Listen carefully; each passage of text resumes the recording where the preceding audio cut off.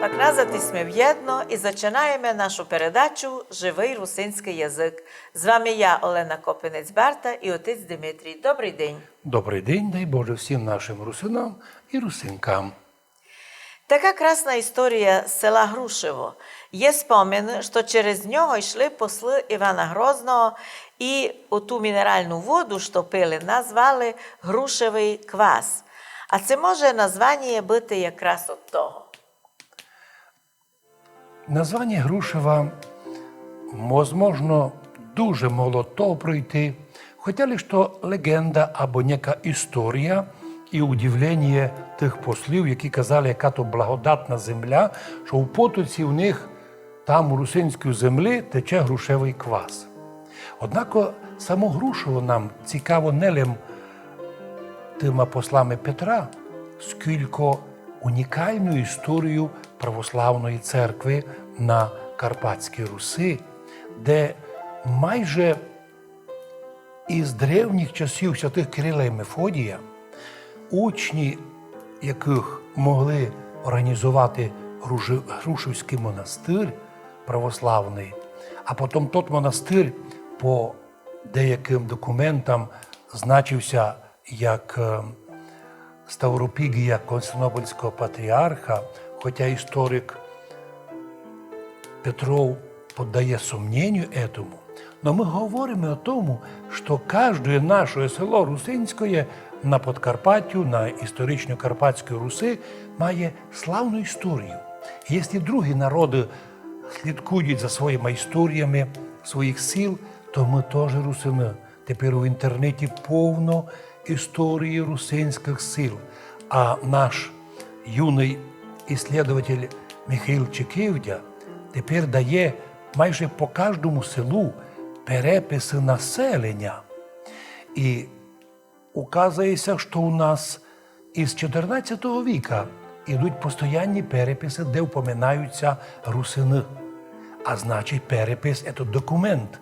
І коли нам говорять, що русинів не є, то була стара назва українців, це казка, котра не є, ніякого відношення має до науки.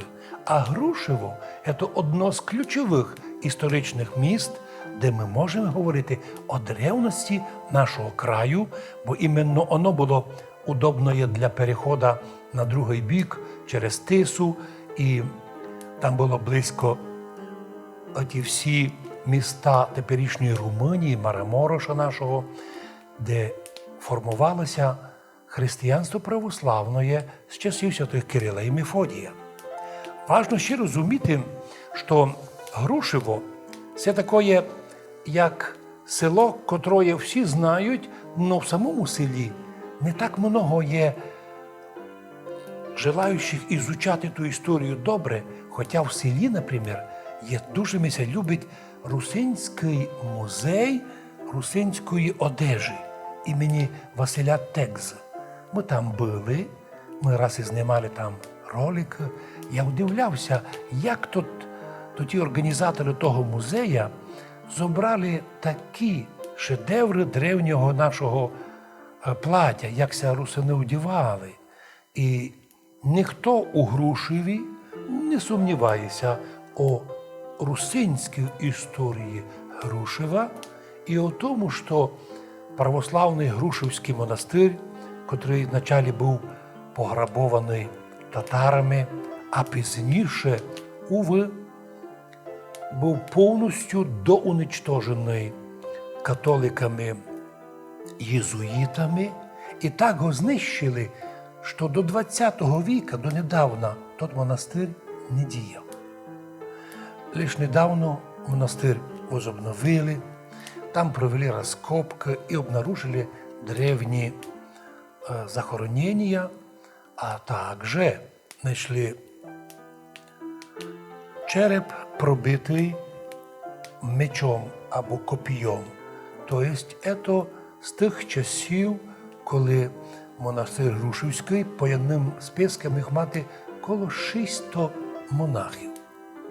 І так, споминає наше князівство Мархі Рутидорум, князівство Русинов, споминає оті славні часи, споминає про те, що Грушево і Грушівський монастир входять в історію русинського народу як місто, де почали печатати книжки скорше, чим ото зробив Іван Фьодоров в Москві і у Львові.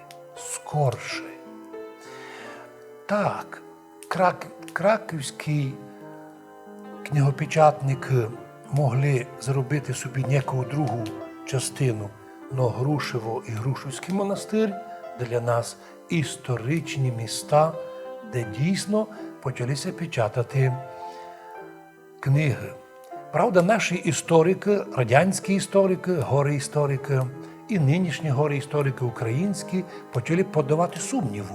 Однак тут прийшли на поміч іменно історики Румунії.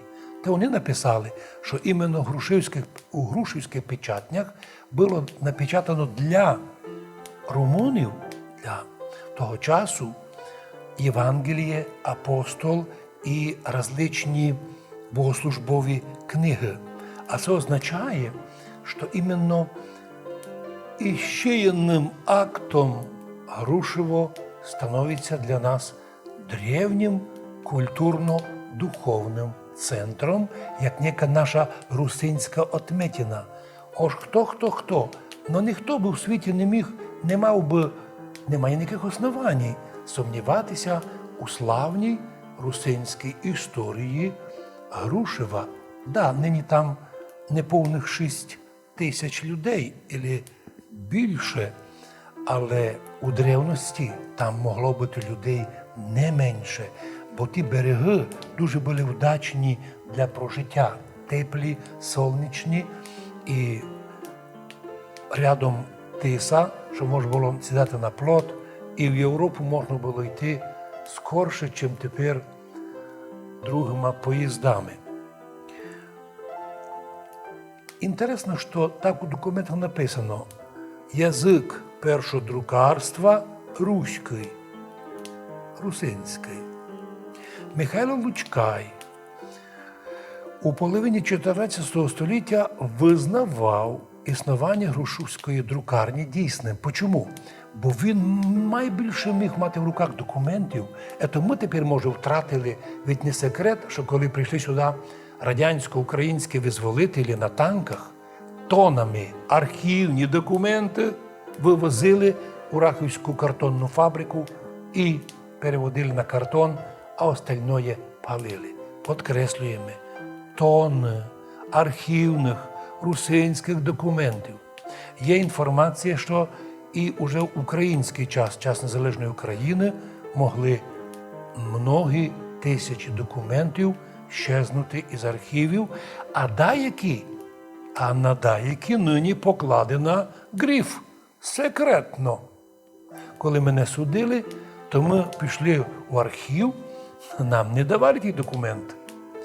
Але ж потім вже із-за суда нам дали. Тому я за то був дуже радий, що ті документи, що в архіві написано «секретно», попалися в діла судебні. Хоча не думаю, що у судействі наші ті папки сохранилися, тому що всюду люди антирусини чистять сліди русинов. А ми кажемо, Господи, так як в прошлий раз ми говорили про Грюнвальдську битву, про те, що там основна маса була русинів, согласно польським документам. І тому так важно розуміти, що Грушево, да й сама Мараморщина – це то місто, де коли появилася в нас уже унія у 17 віці, то вона була лише у центрах, а Мараморщина до глибокої нашої древності оставалася православна і практично в горах православ'я не переставало. Хоча людям казали, що ми вже не православні, ми греко-католики, но священник на службі йшов, ніс дари і казав: «І всіх вас, православних християн, да помилує Господь Бог в царстві своєму». Вертаюся до історії цього Грушева, та й до історії других сил, ми будемо то говорити, приносимо благодарність і всім нашим історикам, котрі указали, у яких документах споминається Грушево, у яких документах йдуть дебати, які там були предводителі, які там були впливи, як довгопольські люди одного разу зайнялися грабежом, таке інтересне сообщення. І в цьому отношении нам важно учити історію. Ну, на жаль, історію Грушева в Україні не вивчають. Академія наук України таким не займається і поки що не збирає займатися. Залишилося нам, нашому Інституту історії і філології, а також другим інстанціям, організаціям і громадським движенням ізучати свою історію. Славну історію русинського села Грушево. Pakajno, сяк файно за це приказуємо. А вчора, 14 юлія, на вечір у програмі ЗІК-ЮА депутат Верховної Ради Іван Крулько, виходець із самого Грушева, у діалогах за русинів і русинський язик заявив, що ні русинів, ні русинського язика не є. То проект Кремля і фінансується нечистими людьми. Так от я хочу сказати, як людина, яка з Закарпаття, я маю на це право. Уже Це не все імеєте. фейк. Це все фейк, і Уже це все не є імеєте. видумка. Це є видумка ваша, і це є видумка Пане Крулько, ФСБ, а ви не яка дотує Пане цю Крулько, брехливу і дурну ідею в А чому ви акцентуєте Закарпатті. на тому, Там що її ви не з існує. Закарпаття? В нас Україна єдина, я теж зі Львова. правильно. І що Так тепер? немає ніяких Бондаренко русинів ні у з Львові, ні в Донецька. Закарпатті. Ви ж з Донецька, пані Бондаренко, Слушайте, І правильно? на самом русинської деле, общини это немає, очень і хорошо, что мови он немає это сказал. русинської. Як це розуміти?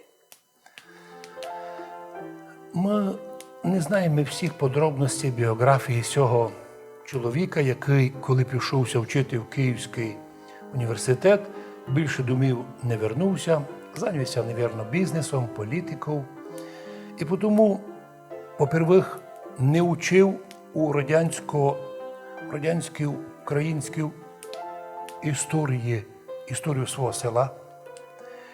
Друге, у Київському славному університеті імені Шевченка теж за то ніч не казали. А тому йому привили із юних років, що русинів не є і не буде, і він на велику його проблему перенісся то і на рідне своє село. Якщо в селі Русинський музей, якщо в селі всі люди владіють русинським язиком, якщо його предки, діди вряд ли знали українську мову і нігдеся в документах не називали українцями, його дідо, думаю, в архівах значиться русином. Може, батьки теж русини, але по якимось питанням, може, стали керівники, теж вони вже не русини, а українці. Ми кажемо, Іван Крулько має право стати українцем, його батьки, які хочуть, можуть бути українцями. Но щоб назвати ціле село, практично клеветати його, що це село, в котрому не є ні русинов, ні русинського язика, мало того, він із Грушева перейшов взагалі на ціле Закарпаття. І похвалився, що я тим питанням займався. Я вам скажу, продемонстрував таку сугубу неграмотність, що він вспоминав за білих хорватів, а потім зразу перескочив на другі моменти.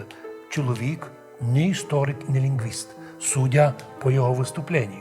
А це означає, що, наприклад, навіть фамілія Груйко – це основна фамілія тих сіл Крива, Грушево, Тересва.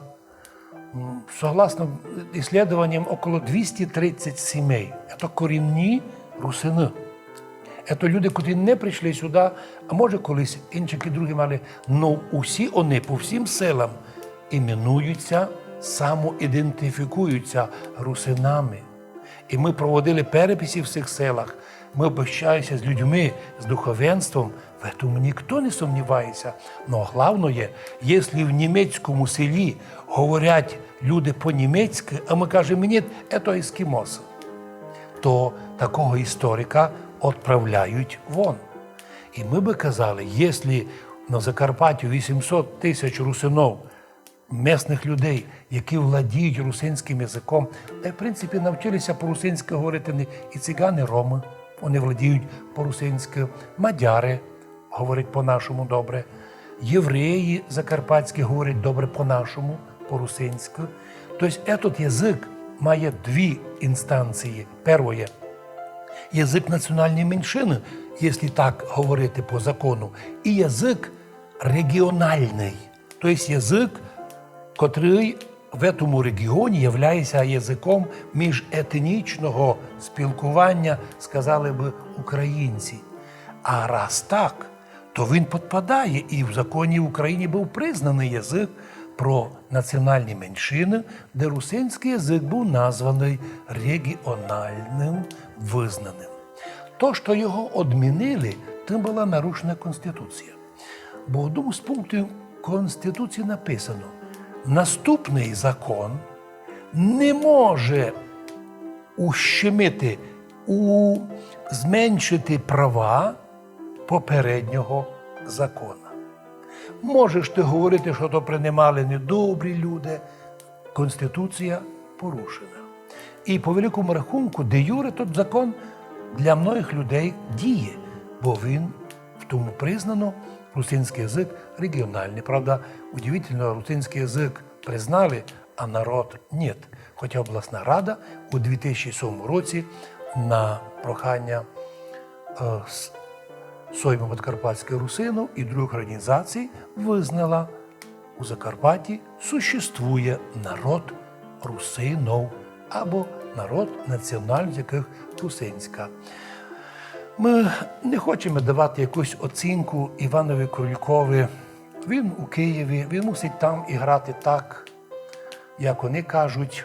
Но, на мою думку, він себе дуже спалив, тому що, будучи не спеціалістом, не обладаючи практично 0,5% інформацію про Закарпаття, не обладаючи, навіть не общався зі своїми людьми в селі, він фактично якби понизив і Закарпаття, і своє Грушово.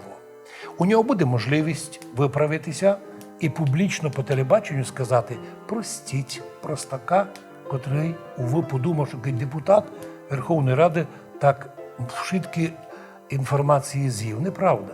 Ми видимо, що при Верховній Раді не самі високі і не самі мудрі.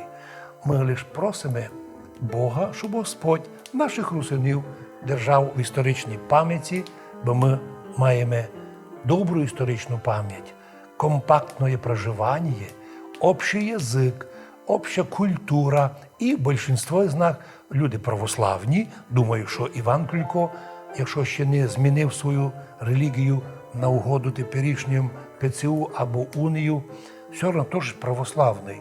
І плюс, що русини голосували за українську державу, голосували, щоб в ній мати повні права, ставши державотворчим народом в Україні поряд з українцями і другими, вдруг, навіть виходець із русинов, такий вирок виніс русинів не є, це всякі там проекти. Якщо Іван має на руках документи, що це проєкт Кремля, якщо він має документи, що фінансується з Кремля, тоді най нам предоставить. Но якщо документів немає, то най би сам себе оштрафував порядка хоча б на 100 тисяч, щоб більше язиком своїм не плести фантазії, які в Україні тут, кому не лінь всі говорити. Ніхто нас не фінансує. І наоборот, ми, фінансуємо других, допомагаємо одні одному і підтримуємо тепер і етнічних українців, хочемо жити в'єдно, бо тепер є одна сім'я. І державну мову визнаваємо українською, але регіональну хочемо мати, русинську. Це абсолютно не нарушає і не нарушає права людей. Плюс до того, молимося за всіх тих русинов, або русину, які одійшли від русинства і стали, може в Росії хтось став русський, в Україні стали українцями. Бог вам у помощь, браття. Ми не будемо обіжатися, що ви втратили свою ідентичність. Но помніть, що много раз в історії совість вас буде гризти, що ви в угоду політичним намірам відказалися від чіткої національності русини. А ті русини, котрі залишилися нині русинами, громадяни України, українському знають не хуже, чим Іван, або другі депутати Верховної Ради. Бог нам поможе всім нам берегти свою національність. Ми в Україні, ми любимо українську мову, ми любимо русинський язик. І так кажемо ж айно, ми русини. Так хочемо повісти вшитким, що русинський язик є. Носителі цього язика живі є. Подьте, вся Україна, пощупайте нас, пообщайтеся з нами. Ми вам можемо навіть тексти написати по-русинськи, за котрі або котрі не один українець, в тому числі Галицький, не прочитать, а Іван прочитать, бо в нього генетично закладене знання русинського язика. Навіть він називає діалектом, але це його оцінка. А також, щоб ми ніколи, оставшися русиною, не робили такі помилки, бо політика відходить, Верховна Рада теж проходить, а честь і достоинство остається навсігда. І ми будемо перед Богом відповідати і перед історією, перед своїм народом. Почому ми в трудний такий час, коли розпалюється вшитко, розвалюється вшитко, вдруг тобі ще виходить із твоєї середи, каже, а вас не є.